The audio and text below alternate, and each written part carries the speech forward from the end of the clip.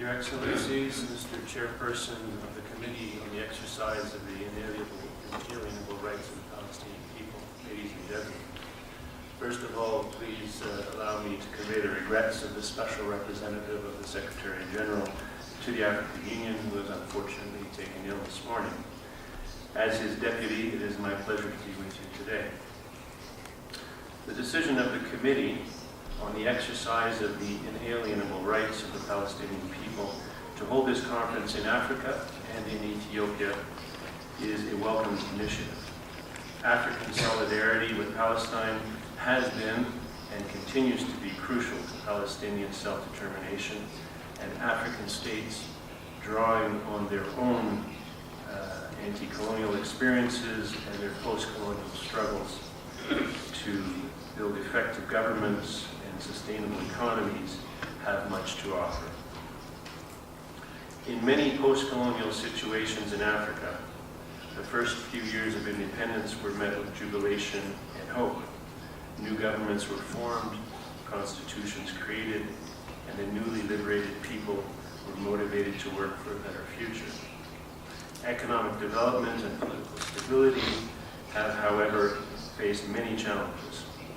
Generating a common objective for the country and confidence in national democratic systems as a means to resolve conflicts are challenges currently faced by Palestine as well.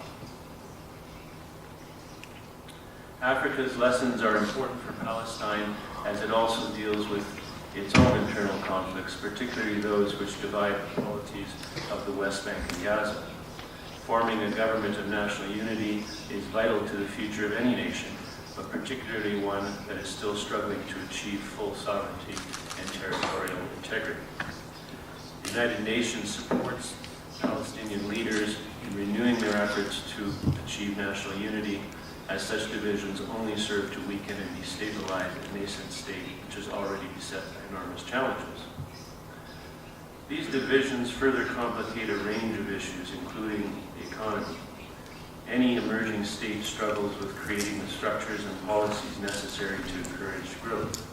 In Palestine, however, with its two physically divided and independently functioning polities of the West Bank and Gaza, the ability to have one national economic policy or strategy is nearly impossible. Similarly, the reception and use of donor support cannot be equally nor effectively invested in improving government services. The challenge of creating infrastructure, an effective banking system, and policies that entice both local and international investment are ones that all new states need to address quickly. There are always challenges in this process, but in Palestine these challenges are even more pronounced due to the fact that Palestine has not yet managed to free itself from its colonial legacy. The Palestinian government does not yet fully control its borders, which are subject to closures. These closures inhibit both the movement of persons as well as of goods and commerce. This constraint on exports and imports is one which most newly independent African states fortunately did not face. Moreover, the cantonization within Palestine itself inhibits the movement even within the areas of state control. This lack of control over the internal movement is a severe limitation, and one that will need to be addressed if Palestine is to achieve full sovereignty. There are numerous other challenges which are unique to Palestine, including its reliance on a third state for the transfer of its own tax revenue. There are even limitations on how far fishing vessels can move off the coast of Gaza.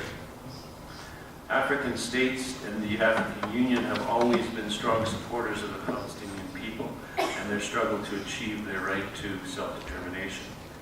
Most recently, in January 2012, the African Union General Assembly affirmed its full support to the Palestinian people in their legitimate struggle to end the Israeli occupation and to establish an independent state under the leadership of the PLO. The decision also reaffirms support for the Palestinian effort to achieve full membership in the United Nations and its specialized agencies. The AU again called on all its member states to recognize Palestine as a fully sovereign state. The vast majority of the African Union member states, 49 by my count, now recognize Palestine as a state. The fact that the vast majority of Africa has full diplomatic relations with Palestine is encouraging, and it represents several opportunities, both in regards to generating political support for its recognition by other international organizations, and also in regard to trade and commerce as well as cultural exchange. I hope this conference will help to take practical steps in realizing the full potential between Palestine and Africa. Thank you again for this important opportunity to address this forum. Thank you.